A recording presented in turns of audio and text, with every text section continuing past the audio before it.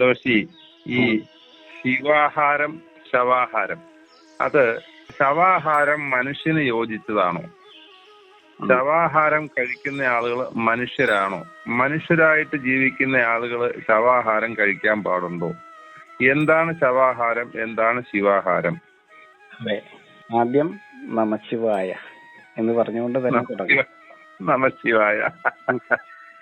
ഇത് കേൾക്കുമ്പോൾ അങ്ങ് പറയുന്ന പോലെയുള്ള ലോകത്തിലെ ഏറ്റവും കണ്ടുപിടിക്കപ്പെട്ടതിലെ ഏറ്റവും പ്രണയമന്ത്രം നമശിവായ.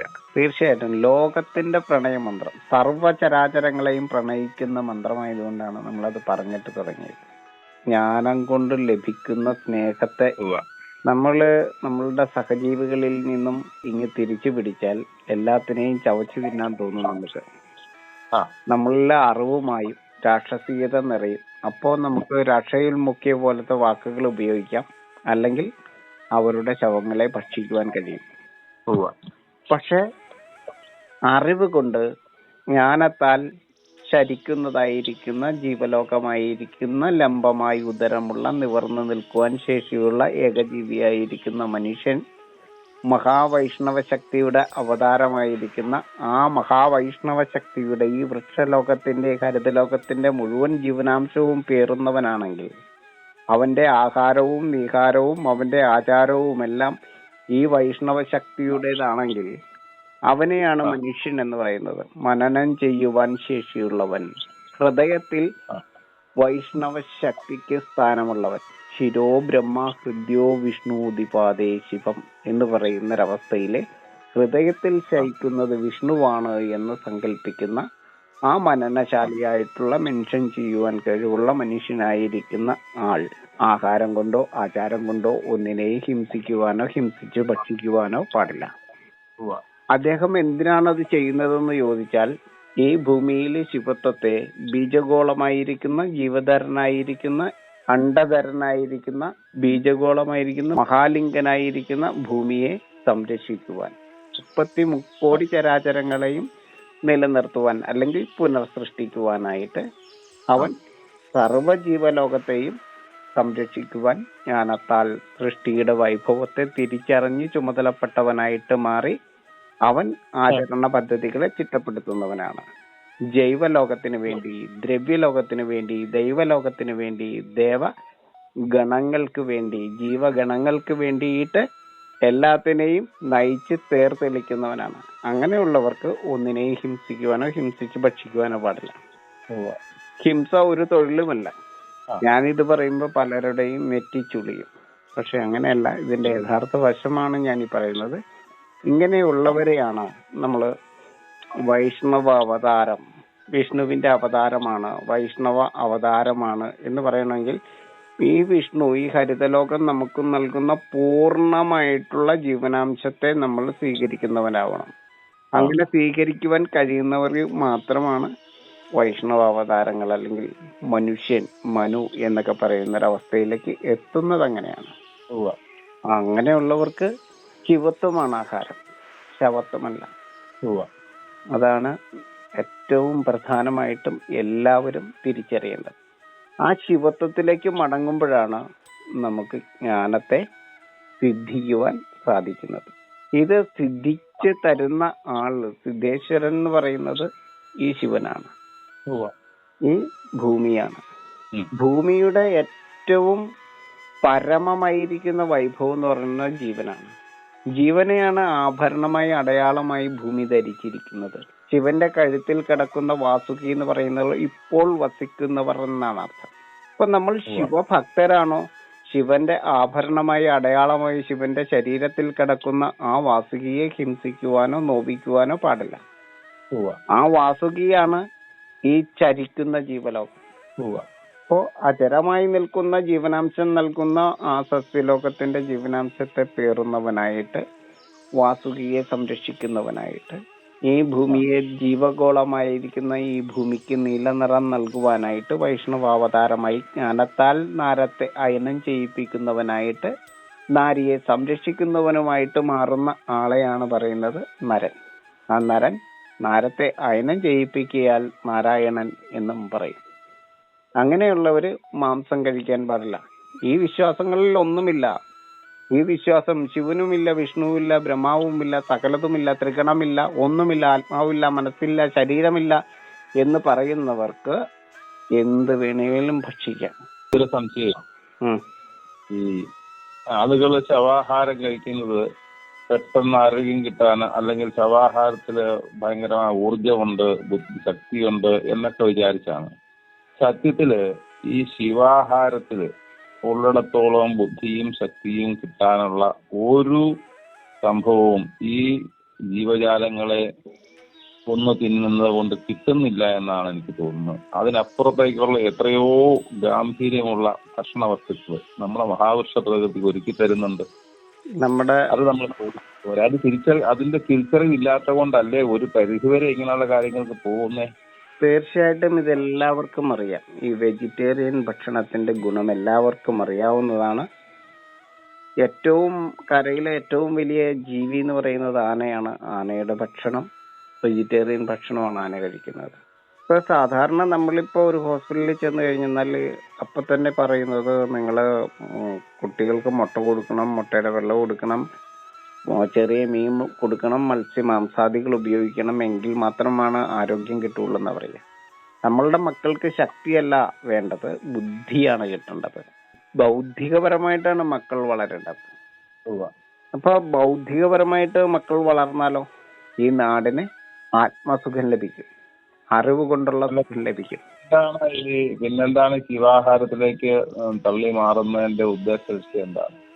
എങ്ങനെ ഈ ശിവാഹാരത്തിൽ നിന്നും ശവാഹാരത്തിലേക്ക് വരുന്ന തലമുറയെ ഇവിടെ വരുന്ന ഡോക്ടർമാരും അല്ലെങ്കിൽ ആചാര്യന്മാരും പല ആളുകളും അങ്ങനെ ഉപദേശിക്കുന്നുണ്ടല്ലോ. നിങ്ങൾ അല്പം കഴിച്ചുകൊണ്ട് തെറ്റില്ല, കഴിക്കുന്ന ആരോഗ്യത്തിന് വേണ്ടിയിട്ട് അത് ആവശ്യമാണെന്ന് പറയുന്നത് ആരെങ്കിലും പറയുന്നുണ്ടെങ്കിൽ അത് എന്തിനു വേണ്ടിയാണ് അങ്ങനെ പറയുന്നത്? അങ്ങനെ ഒരു സാഹചര്യം ഉണ്ടായതിന്റെ കാരണം എന്താണെന്ന് നിങ്ങൾക്ക് അറിയാമോ?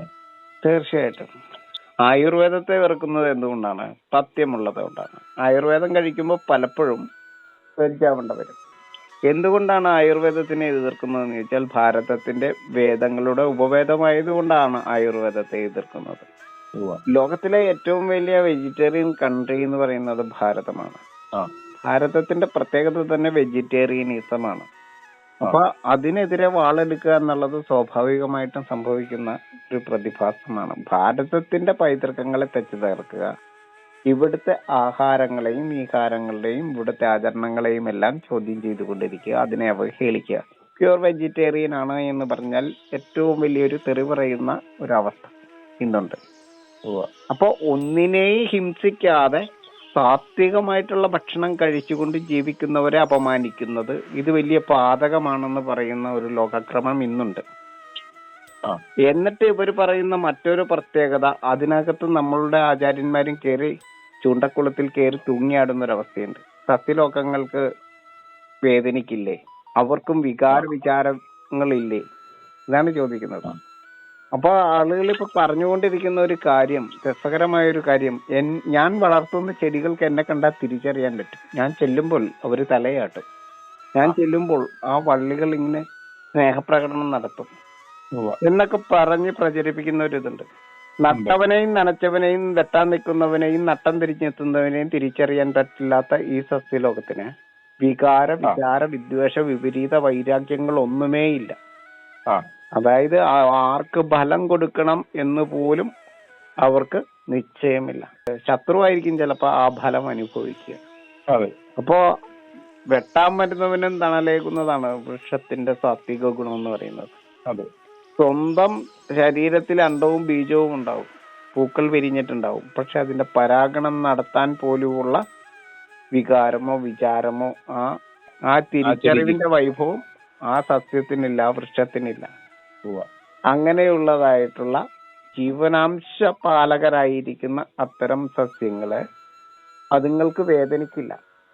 സസ്യങ്ങൾക്ക് വേദനയില്ല, നിർവികാരമായത് കൊണ്ടാണ് അതിന്റെ പേര് മരം എന്ന് പറയുന്നത്.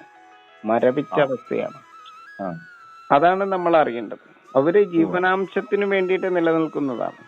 അപ്പൊ ആ ജീവനാംശത്തെ നമ്മള് നട്ട് പരിപാലിച്ച് വളർത്തി അതിന്റെ ഫലത്തെ നമ്മുടെ ഭാരതീയ സിദ്ധാന്ത പ്രകാരം ഒരു മാവിനെ കല്ലെടുത്തെറിയരുതെന്ന് പറയുന്ന കൂട്ടത്തിൽപ്പെട്ട കനിഞ്ഞു തരുമ്പോൾ അത് കനിയായിട്ട് ഭക്ഷിക്കുക. അത് തന്നെ പൊഴിച്ച് താഴ്ത്തിട്ട് തരും. അപ്പോ അതെ. ഒരു മാവിനെ പോലും ഏറ്റവും വലിയ ജ്ഞാനത്തിന്റെ പഴമയാണ് മാമ്പഴം എന്ന് പറയുന്നത്. ആ മാവിന് നേരെ പോലും ഒരു കല്ല് വലിച്ചെറിയുവാനുള്ള അജ്ഞത മനുഷ്യനുണ്ടാവരുത്. അതിന്റെ ഞെട്ടിൽ നിന്നും തന്നെ അടർത്തിയത് ആ ഫലത്തെ നൽകും. നല്ല ഇലകളെ ഭക്ഷിക്കും, നല്ല നട്ട്സ്, നല്ല ദ്രവ്യങ്ങള്, നല്ല ഫ്രൂട്ട്സ്, നല്ല നവധാന്യങ്ങള്. ഇതാണ് നമ്മളുടെ ജ്ഞാനത്തെ നവമാക്കുന്ന, നമ്മളുടെ ജീവനെ, ആത്മാവിനെ, മനസ്സിനെ എല്ലാം നവമാക്കുന്ന ഭക്ഷണമാണ്. നവധാന്യങ്ങളിലൂടെ, നല്ല ദ്രവ്യങ്ങളിലൂടെ നല്ല ദ്രവ്യവിശേഷത്തെ ജനിപ്പിക്കുവാനുള്ള ശേഷിയാണ് മനുഷ്യനുള്ളത്. ശവാഹാരം കഴിച്ചിട്ട് ആരും ശിവത്വത്തിന് വേണ്ടിയിട്ട് കൈനീട്ടിയാൽ കിട്ടില്ല. അപ്പോൾ എവിടെയാണ് സ്വസ്തി എന്ന് ചോദിച്ചാൽ സ്വാത്വിക ഭക്ഷണത്താലാണ് സ്വസ്തി. അതൊരു വീട്ടിലായാലും ഒരു നാട്ടിലായാലും ഒരു രാജ്യത്തായാലും. രാജാവിന്റെ ഭക്ഷണമാണ് പ്രജകളുടെ സമാധാനത്തിന് കാരണം. ഒരു രാജ്യത്തിന്റെ സ്വസ്ഥത രാജാവിന്റെ ഭക്ഷണവുമായിട്ട് ബന്ധപ്പെട്ടിരിക്കുന്നു. നമ്മുടെ ആശയങ്ങളെ സൃഷ്ടിച്ചുകൊണ്ടിരിക്കുന്നു. ആമാശയം ശിവത്വമുള്ളതല്ലെങ്കിൽ ആശയവും മാറും, ആശയം ശവത്വമുള്ളതാകും. ആശയം ശിവത്വമുള്ളതാവണമെങ്കിൽ നമ്മളുടെ ആമാശയം എന്താവണം? ശിവത്വമുള്ളതാവണം. നമ്മളുടെ നാവ് സാത്വിക ഭാഷണം നടത്തണമെങ്കിൽ സാത്വിക ഭക്ഷണമാണ് നാവിലേക്ക് വെക്കേണ്ടത്. ഇല്ലെങ്കിലോ സാത്വിക ഭക്ഷണമല്ലാത്ത ഭക്ഷണമാണ് നമ്മൾ നാവിലേക്ക് വെക്കുന്നതെങ്കിൽ സാത്വികത ആയിരിക്കില്ല നമ്മളുടെ നാവിൽ വരുന്നത്. എന്താണോ അങ്ങോട്ട് ഇടുന്നത് അതാണ് ഇങ്ങോട്ട് കിട്ടുന്നത്. എന്താണോ നമ്മളിലേക്ക് നമ്മൾ സംസ്കരിക്കുന്നത് അതാണ് നമ്മുടെ സംസ്കാരത്തെ ജനിപ്പിക്കുന്നത്. എന്താണോ നമ്മൾ ഭക്ഷിക്കുന്നത് അതാണ് നമ്മുടെ ഭാഷണത്തെ സൃഷ്ടിക്കുന്നത്. എന്താണോ നമ്മളിലേക്ക് നമ്മൾ സംസ്കരിക്കുന്നത് അത് നമ്മുടെ സംസാരത്തിന് കാരണമാകും. ഇപ്പോ ഭക്ഷണം എന്ന് പറയുന്നത് നമ്മൾ വളരെ ശ്രദ്ധയോട് കൂടിയിട്ട് ചെയ്യേണ്ട നല്ല ശിവത്വമുള്ള ഭക്ഷണമാവണം നമ്മളുടെ നാവിലേക്ക് വെക്കേണ്ടത്. ആ നാവ് തന്നെ നമ്മൾ കഴിക്കുന്നതിന്റെ സ്വഭാവം പ്രകടിപ്പിക്കും. ഇതാണ് നമ്മൾ ഏറ്റവും പ്രധാനമായിട്ട് അറിഞ്ഞിരിക്കേണ്ടത്. നമ്മളുടെ ആരുടെയും ഭക്ഷണ സ്വാതന്ത്ര്യത്തിൽ കയറി വിലങ്ങുതടിയാവുന്നതല്ല, ഒരു ഭക്ഷണത്തെയും അവഹേളിക്കുന്നതല്ല. നമ്മള് ആയുർവേദത്തെ കുറ്റം പറയുന്നവരുണ്ട്. ആയുർവേദം അതൊരു ജീവിത രീതിയാണ്, ഒരു ആചരണ പദ്ധതിയാണ്. അത് നമ്മുടെ വെജിറ്റേറിയനിസവുമായിട്ട് ബന്ധപ്പെട്ട് നിൽക്കുന്നതാണ്. അതിനകത്തും ഈ അടുത്ത കാലങ്ങളിലായിട്ട് കുറെ ന്യൂനതകൾ കടന്നുകൂടിയിട്ടുണ്ട്. അപ്പൊ അതെല്ലാം നമ്മൾ ആയുർവേദത്തിലും ചില സംഗതികളുണ്ടല്ലോ, രസായനം അത് അത് തന്നെയാ പറഞ്ഞത്. ഈ കുറെ ആളുകള് അതിന്റെ നാമവിശേഷണങ്ങളൊന്നും ഞാൻ പറയുന്നില്ല. കുറെ നാളുകളായിട്ട് കടന്നുകൂടിയിരിക്കുന്ന കുറെ സംഭവങ്ങൾ അതിനകത്തുണ്ട്. പക്ഷെ ആയുർവേദം പ്രധാനമായിട്ടും വെജിറ്റേറിയനിസത്തെയാണ് പ്രൊമോട്ട് ചെയ്യുന്നത്. വേദങ്ങളുടെ ഉപവേദമായതുകൊണ്ടാണ് അതങ്ങനെ. കാരണം ആഹാരം കൊണ്ടോ ആചാരം കൊണ്ടോ ഒന്നിനെയും ഹിംസിക്കാത്ത രീതിയാണ് നമ്മൾ സ്വീകരിക്കുന്നത്. ഭാരതീയ ദർശനം അങ്ങനെയാണ്. അങ്ങ് ശ്രദ്ധിച്ചാൽ മനസ്സിലാകും. പൂജാപുഷ്പങ്ങളെ നോക്കിയാൽ മനസ്സിലാകും. പൂജാപുഷ്പങ്ങളുടെ പ്രത്യേകത നോക്കിക്കഴിഞ്ഞാൽ മനസ്സിലാകും. ഭ്രൂണഹത്യാ സാധ്യതകളെ ആചാരവൽക്കരിക്കാത്തതാണ് നമ്മളുടെ ആചരണ പദ്ധതികൾ. ജീവനെ ഹനിക്കാത്തതാണ് നമ്മളുടെ ആചരണ പദ്ധതികൾ. അങ്ങനെ എടുക്കുമ്പോഴാണ് പൂജാപുഷ്പങ്ങളെ അങ്ങേക്ക് ശ്രദ്ധിച്ചാൽ മനസ്സിലാവും. താമരപ്പൂ എടുക്കും. ഏറ്റവും സാത്വികമായിട്ടുള്ള ഗുണമുള്ള വായു ഇരിക്കുന്നത് എവിടെയാണെന്ന് ചോദിച്ചാൽ അത് താമരക്കകത്താണ്. ഏറ്റവും സാത്വികമായിട്ടുള്ള ഏറ്റവും ശ്രേഷ്ഠ പുഷ്പമാണ് താമര. നമ്മുടെ ദേശീയ പുഷ്പമാണ്. പൂജയ്ക്ക് എടുക്കും. അത് ശുഭകരമായിട്ടുള്ള പൂജയ്ക്കാണ് താമര എടുക്കുകയുള്ളൂ, മരണാനന്തര കർമ്മങ്ങൾക്ക് എടുക്കില്ല.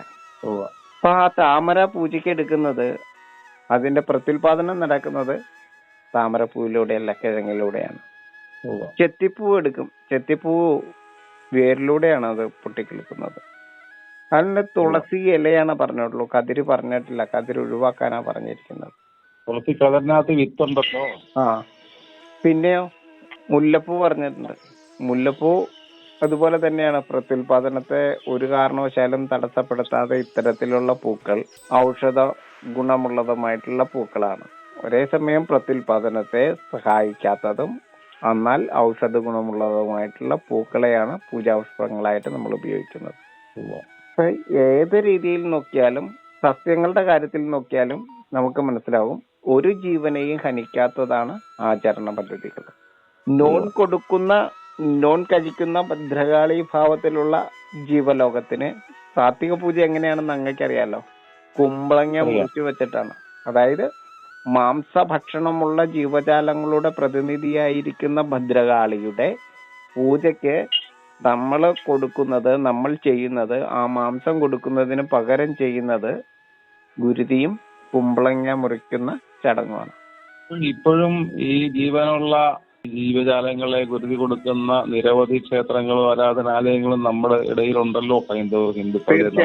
തീർച്ചയായിട്ടും ബാലഭദ്ര ഭാവത്തിലാണെങ്കിൽ ദേവിയുടെ, അതായത് ദുർഗാദേശം എന്ന് പറഞ്ഞാൽ ചെറിയ വൃക്ഷങ്ങളും ചെടികളും നിറഞ്ഞിട്ടുള്ള ദുർഗമമായിട്ടുള്ള ഇടങ്ങളെയാണ് ഭദ്രകാളി ഭാവത്തെ ജനിപ്പിക്കുന്ന, ഭദ്രകാളി ഭാവത്തിന് പാർപ്പിടം തീർക്കുന്ന ഇടങ്ങളെയാണ് ഈ ദുർഗാദേശങ്ങൾ എന്ന് പറയുന്നത്. ദുർഗമമായിട്ടുള്ള ഇടങ്ങളെ സൃഷ്ടിക്കുന്ന ചെറിയ ലതകളും വള്ളികളും വയൽച്ചുള്ളികളും നായങ്കർണ ചെടികളും കള്ളിമുള്ളു ചെടികളും ഇല്ലികളും അങ്ങനെയുള്ള മുളങ്കൂട്ടങ്ങളൊക്കെ ഉൾപ്പെടെയുള്ള ആ ദുർഗമമായിട്ടുള്ള ഇടങ്ങളാണ് ഭദ്രകാളിക്ക് മേട തീർക്കുന്നത്. ഭദ്രകാളി ഭാവം എന്ന് പറഞ്ഞാൽ മാംസാഹാരികളായിട്ടുള്ള സൂക്ഷ്മ ജീവതല തൊട്ട് തുടങ്ങിയാൽ സിംഹം വരെയുള്ള ജീവജാലങ്ങൾ ഭദ്രകാളി ഭാവത്തിലുള്ള ജീവലോകമാണ്. സിംഹരഥയാണ് ദേവി. അപ്പോ ആ വനത്തിലെ ആ ദുർഗാദേശത്തില് ഏറ്റവും ബാലഭദ്ര ഭാവമാണെങ്കിൽ കുമ്പളങ്ങ മുറിച്ചു വെച്ചാൽ മതി. കാരണം മുറിച്ചു വെച്ചാൽ അത് 4 ദിവസം കഴിയുമ്പോൾ നോണാവും, അതിനകത്ത് നിറച്ച് പുഴുവാകും. ആ മാംസം കഴിച്ചുകൊണ്ട് അവിടുത്തെ മാംസാഹാരികളായിട്ടുള്ള ജീവലോകത്തിന് അവിടെ കഴിയാൻ പറ്റും. അല്ല, അങ്ങനെയുള്ളപ്പോൾ ഇപ്പോഴും ലൈവില് ഈ പറഞ്ഞ ജീവനെ ഹനിക്കുന്ന ജീവൻ കോഴി അതുപോലുള്ള സാധനങ്ങളെല്ലാം കൊടുക്കുന്ന ക്ഷേത്രങ്ങളുണ്ടല്ലോ എന്നാണ് ഞാൻ പറഞ്ഞത്. തീർച്ചയായിട്ടും ഉണ്ടാവും. കാരണം എന്താന്ന് വെച്ചാൽ അതിന് പ്രത്യേക കാരണങ്ങളുണ്ട്. ഇത് ചെറു ബാലഭദ്രയ്ക്കാണ് ഈ പറയുന്നത്. എന്നാൽ സിംഹരഥയാണ് ദേവിയെങ്കിൽ അവിടെ അജത്തെ തന്നെ ബലി കൊടുക്കേണ്ടി വരും, കോഴിയിൽ നിൽക്കില്ല. പക്ഷെ ഇത് എന്ത് ചെയ്യുമ്പോഴാണ് നമ്മൾ ഈ ബലി കൊടുക്കേണ്ടി വരുന്നതെന്ന് ചോദിച്ചാൽ, കൃഷിക്ക് വേണ്ടിയിട്ട് അല്ലെങ്കിൽ നമ്മളുടെ ജീവിത സുഖത്തിന് വേണ്ടിയിട്ട് ത്രിലോകവും അളന്നെടുത്തിരിക്കുന്ന ഈ വാമനനായിരിക്കുന്ന നമ്മൾ വനത്തെയും കൃഷിയിടമാക്കി മാറ്റുമ്പോൾ വന്യജീവികൾക്ക് ജീവിക്കുവാൻ പാകത്തിനുള്ള സ്ഥലപരിമിതിയിൽ അവർ ഒതുക്കപ്പെടുമ്പോൾ ആ സിംഹങ്ങളെ അല്ലെങ്കിൽ ആ മാംസാഹാരികളായിട്ടുള്ള പുലി, കടുവ, സിംഹം ഉൾപ്പെടെയുള്ള ജീവലോകത്തെ ആ കാടുകളിൽ തന്നെ പുറത്തിറങ്ങാതെ നിലനിർത്തണമെങ്കിൽ അവിടെ മൃഗബലി വേണ്ടി വരും. പക്ഷെ ഇതിന്റെ അർത്ഥം അറിയാതെ അർത്ഥം നഷ്ടപ്പെട്ട അവസ്ഥയിലാണ് നമ്മൾ ഇപ്പോഴും നിൽക്കുന്നത്. ഒരു ദേശത്തിന്റെ ഭദ്രകാളി ഭാവം എന്ന് പറഞ്ഞാല് മാംസാഹാരികളായിട്ടുള്ള സൂക്ഷ്മജീവികൾ ഉൾപ്പെടെയുള്ള സർവ്വ ജീവജാലങ്ങളുടെയും പ്രതിനിധിയാണ് ഭദ്രകാളി എന്ന് പറയുന്ന ആ ദേവതാഭാവം. നാവ് പുറത്തേക്കിട്ട് മുഖത്തേക്ക് നോക്കിയാൽ നാവാണ് ആദ്യം കാണുന്നത് ദേവിയുടെ. അതെ, വെട്ടിപ്പിടിച്ച ശിരസാണ് കയ്യിലെ, ആയുധമാണ് കൈകളിൽ. അങ്ങനെയുള്ള രൗദ്രഭാവം പൂണ്ടു നിൽക്കുന്ന, പുതിയ തലമുറയെ സൃഷ്ടിക്കുവാൻ രൗദ്രഭാവം പൂണ്ടു നിൽക്കുന്ന മാതൃഭാവത്തിലുള്ള ആ ശിവന്റെ ഈ ഭൂമിയുടെ മാറിൽ ചവിട്ടി നിന്ന് താണ്ഡവമാടുന്ന ഭാവത്തിലുള്ള ആ മാംസാഹാരികളായിട്ടുള്ള ജീവലോകം. ആ ജീവലോകത്തിലെ വസൂരി പടർത്തുന്ന ഏറ്റവും സൂക്ഷ്മമായിട്ടുള്ള ജീവലോകം വരെയുണ്ട്. വസൂരിമല എന്ന് പറയുന്നത് വരെ ആ ഭദ്രകാളിയുടെ ദേഹത്തിലുണ്ട്, ആ ദേശത്തിലുണ്ട് എന്നാണ് വിശ്വാസം.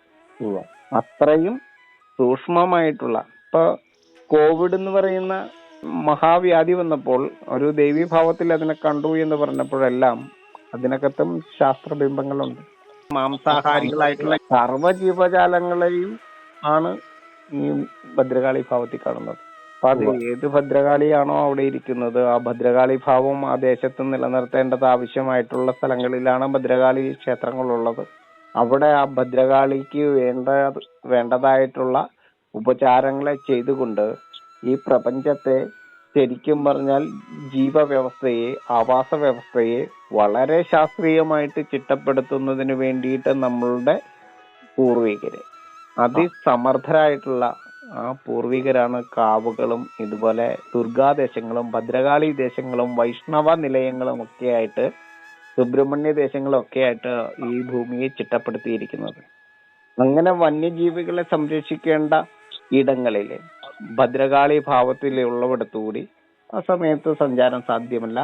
രാത്രിയിൽ ലൈറ്റുകൾ ഓഫാക്കിയിട്ട് വിളക്കുകൾ അണച്ച് ദീപാരാധന നടക്കുമ്പോൾ എങ്ങനെയാണ് ദീപത്തെ ആരാധിക്കുന്നത്, അതിനുശേഷം ദീപങ്ങളെ അണച്ച് ആ പ്രദേശത്ത് ശരിക്കും പറഞ്ഞാൽ പ്രവേശനം തന്നെ അസാധ്യമാകുന്ന രീതിയിൽ ആ പ്രദേശത്തെ, ആ ഭദ്രകാളി ദേശത്തെ ശരിക്കും സംരക്ഷിച്ച് നിലനിർത്തി വന്യജീവികളെ അവിടെ സംരക്ഷിക്കേണ്ടതുണ്ട്. അത്തരം ദേശങ്ങളിൽ ഒരുപക്ഷെ പലപ്പോഴും ബലികൾ ആവശ്യമായിട്ട് വരും.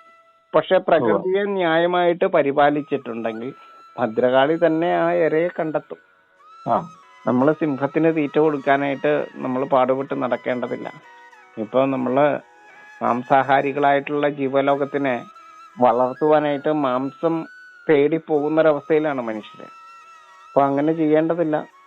അവരെ സ്വതന്ത്രമായിട്ട് വിടുക, അവർക്ക് വേണ്ടിയിട്ടുള്ള ദേശങ്ങളെ അവിടെ ഒരുക്കുക, അതിനു വേണ്ടിയിട്ടുള്ള ശാസ്ത്രബോധത്തിലേക്ക് നമ്മൾ തിരിച്ചു വരിക.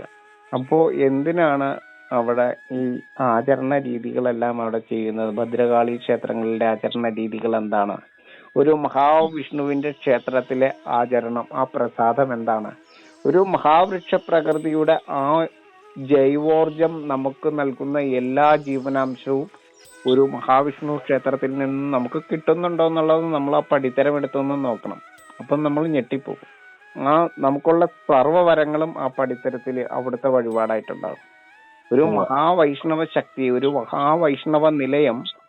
മഹാവൈഷ്ണവ നിലയം ആ പ്രദേശത്ത് എത്രമാത്രം സത്വഗുണത്തെയാണോ പ്രദാനം ചെയ്യുന്നത്, അത്രയും വലിയ ജീവനാംശത്തെ വാരി വിതറുന്ന രീതിയിലായിരിക്കും ആ ക്ഷേത്രത്തിന്റെ അവിടുത്തെ ഓരോ വഴിപാടുകളും. ഇപ്പൊ എല്ലാം ഇത് അനുസരിച്ചിട്ടാണ് നമ്മൾ ഇത് ചെയ്യേണ്ടത്. ഇപ്പോ ക്ഷേത്രങ്ങളിൽ എന്തുകൊണ്ട് മാംസാഹാരം കഴിക്കുന്നില്ല, മാംസാഹാരം കഴിച്ചുകൊണ്ട് പോകുന്നില്ല, മാംസാഹാരം ഒഴിവാക്കിക്കൊണ്ട് എന്തുകൊണ്ട് ക്ഷേത്രങ്ങളിൽ പോകുന്നു എന്ന് ചോദിച്ചാൽ അത് ശുഭകരമല്ലാത്ത ഭക്ഷണമായതുകൊണ്ടാണ് ശുഭചിന്തയോടുകൂടി പോകുന്നിടത്ത് ആ ഭക്ഷണം നമ്മൾ ഒഴിവാക്കുന്നത്. അപ്പം നമുക്ക് എല്ലാവർക്കും സ്വാഭാവികമായിട്ടും അറിയാം, ക്ഷേത്രങ്ങളിൽ പോകണമെങ്കിൽ 41 ദിവസം വ്രതം നോക്കണമെങ്കിൽ, അല്ലെങ്കിൽ നമ്മൾ ഒരു വഴിപാട് നടത്തണമെങ്കിൽ നമ്മൾ മാംസാഹാരം വർജിക്കണമെന്നറിയാം. അപ്പൊ അതിന്റെ ദോഷങ്ങൾ എന്തായിരിക്കും നമുക്കറിയാം ഇല്ലേ? അതെ, ഞാനത് ചോദിക്കുന്നത്, അത് ക്ഷേത്രങ്ങളിൽ പോകുമ്പോഴും പ്രത്യേക സമയങ്ങളിലും വ്രതം അനുഷ്ഠിക്കുമ്പോഴും ഒക്കെ തിരിച്ചറിയാം. ഈ തിരിച്ചറിവില്ലാതെ അല്ലാത്ത സാധാരണ സമയങ്ങളിൽ ശവാഹാരം കഴിക്കുമ്പോൾ നമ്മുടെ ശരീരത്തിലുള്ള ശിവത്വം അതിനെക്കുറിച്ചുള്ള ബോധം നന്നായിട്ടുണ്ടെങ്കിൽ അല്ലാത്ത സമയത്തും ഈ ശിവാഹാരം തന്നെ കഴിക്കുള്ളൂ. അപ്പൊ എവിടെയാണ് ആ ഒരു കുറവ് വന്നിരിക്കുന്നത്? നമ്മളിലേക്ക് ശിവത്വം വരണമെങ്കിൽ ശവാഹാരം വർജിക്കണമെന്ന് നമുക്ക് വ്രതം എടുക്കുമ്പോൾ ക്ഷേത്രത്തിൽ പോകുമ്പോൾ നമുക്കറിയാലോ, ശരീരശുദ്ധിക്ക് വേണ്ടിയിട്ട് നമ്മൾ ശവാഹാരത്തെ ഒഴിവാക്കി ക്ഷേത്രത്തിൽ പോകുന്നു. അപ്പൊ ശിവത്വം കിട്ടണമെങ്കിൽ, ശിവത്വത്തോടുകൂടി നമുക്ക് ക്ഷേത്രത്തിൽ പോകണമെങ്കിൽ, നമ്മളുടെ മനസ്സ്, ആത്മാവ്, ശരീരം എന്നിവ ശുഭ്രമായിരിക്കണമെങ്കിൽ നമ്മൾ മാംസാഹാരത്തെ വർജിക്കണമെന്ന് ശുദ്ധീകരിക്കണമെന്നും ശുഭമായിട്ട് നമുക്ക് ആ ദർശനം കിട്ടണമെങ്കിൽ, ഒരു സുപ്രഭാതം നമുക്ക് ഉണ്ടാവണമെങ്കിൽ നമ്മൾ സാത്വിക ഭക്ഷണം കഴിക്കണമെന്നും ഒക്കെ നമുക്ക് അറിയാവുന്നത് പോലെ തന്നെ ശുഭജീവിതത്തിന്, ദൈനംദിന ജീവിതത്തിലെ ഒരു നല്ല ലക്ഷ്യത്തിന് വേണ്ടിയിട്ടാണ് നമ്മുടെ ജീവിതമെങ്കിൽ, ശുഭസൂചനയായിട്ട് നമ്മൾ മാറണമെങ്കിൽ, നമ്മളുടെ ലക്ഷ്യം വളരെ സാത്വികമാണെങ്കിൽ, എല്ലാവർക്കുമുള്ള സേവനമാണ് നമ്മുടെ ജീവിതമെങ്കിൽ, ഈ ലോക നന്മയാണ് നമ്മൾ ആഗ്രഹിക്കുന്നതെങ്കിൽ, സർവ്വ ജീവജാലങ്ങളെയും നമ്മൾ സംരക്ഷിക്കുവാൻ ചുമതലപ്പെട്ടവരായിട്ടാണ് നമ്മൾ നിൽക്കേണ്ടതെങ്കിൽ, ദേവതാതുല്യം സർവ്വ ചരാചരങ്ങളുടെയും സൃഷ്ടികർത്താവായിരിക്കുന്ന ഈശ്വരന്റെ പ്രതിരൂപമായിട്ടാണ് നമ്മൾ നിൽക്കേണ്ടതെങ്കിൽ നമ്മൾ ഒന്നിനെയും ഹിംസിക്കുവാനോ ഹിംസിച്ച് ഭക്ഷിക്കുവാനോ പാടില്ല. ഇപ്പൊ പറഞ്ഞ സന്ദേശം വളരെ വ്യക്തമായി. നമ്മളുടെ ദൈവസങ്കല്പങ്ങളെ നമ്മള് യഥാർത്ഥത്തിൽ നമ്മൾ ഈശ്വരനെ സങ്കല്പിച്ച് പ്രതിഷ്ഠിച്ചിരിക്കുന്നത് മനുഷ്യന്റെ അതേ രൂപത്തിലാണ്. നമ്മളുടെ മനസ്സിൽ ഈശ്വരന് കൊടുത്തിരിക്കുന്നത് മനുഷ്യന്റെ രൂപമാണെങ്കിൽ, ആ മനുഷ്യരൂപത്തോട് സദൃശ്യമുള്ളതായിട്ടുള്ള രീതിയിൽ, ആ ദൈവരൂപത്തോട് സദൃശ്യമായിട്ടുള്ള രീതിയിൽ നമ്മൾ ആ സൃഷ്ടിയുടെ വൈഭവമായിട്ട് നമ്മൾ മാറണമെന്നുണ്ടെങ്കിൽ നമ്മൾ സർവ്വചരാചരങ്ങളെയും സൃഷ്ടിക്കുവാൻ കഴിവില്ലാത്തവനാണ്, പക്ഷെ സംരക്ഷിക്കുവാൻ ചുമതലപ്പെട്ടവനാണ്. ലോകമെമ്പാടുമുള്ള ഭക്തര്, വിശ്വാസികള് അറിവിന്റെ ഉറവിടമായിട്ടുള്ള ശബരിമല ചെല്ലുമ്പോ അവിടെ തത്വമസി എന്ന് എഴുതി വെച്ചിരിക്കുന്നത് ബോധ്യപ്പെടുവാണെങ്കിൽ ആ ബോധം മനസ്സിൽ നിലനിൽക്കുന്നുവെങ്കിൽ ഒരിക്കലും ശവാഹാരം കഴിക്കില്ല, അല്ലെ? കഴിക്കില്ല. കാരണം ആ ദൈവം നീ തന്നെയാകുന്നു, അത് നീ തന്നെയാകുന്നു എന്ന് പറയുമ്പോൾ നമ്മള് സർവഭൂതങ്ങളെയും സംരക്ഷിക്കുന്നവനായിരിക്കുന്ന ആ ശാസ്താവിൽ വിലയം പ്രാപിക്കുന്നവനാവണമെങ്കിൽ സർവഭൂതങ്ങളെയും സംരക്ഷിക്കുവാൻ ചുമതലപ്പെട്ടവനായിട്ടാണ് നമ്മൾ തിരിച്ചിറങ്ങേണ്ടത്. അല്ലെങ്കിൽ നമ്മൾ ജീവിതത്തിൽ ഉടനീളം ശാസ്താവായി, അറിവുള്ളവനായി, അയ്യപ്പനായിട്ടാണ് നമ്മൾ ജീവിക്കേണ്ടത്.